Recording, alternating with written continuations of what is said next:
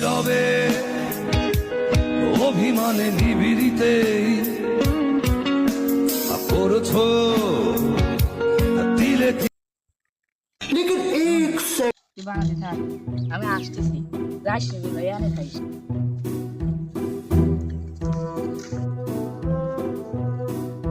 এ রাব্বা, এই অসময় তুমি আনে কে কি আনে কি করো? কেরে গেদা, আমি যে বিছনার নিচে এক পুটলা মাল রাখছিলাম, হ্যাঁ, আর নিশা উঠে ভাল লাগতেছে না, সে পুটলা কোনে গেল? আরে আব্বা, ও তো ডাকাতেন।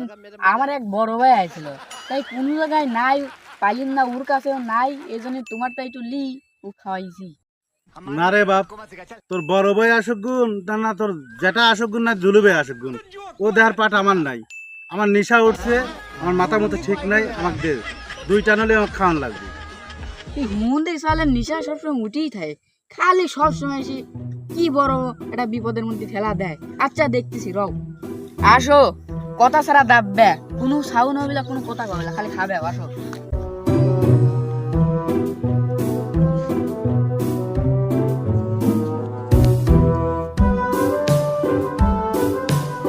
রে বন্ধু, কিরা কিরা? এ বন্ধু, সমস্যা নাই, বানা বানা, টেনশন করিস নি, বানা। ও মুরব্বী মানুষ, দেন আপনি দেন।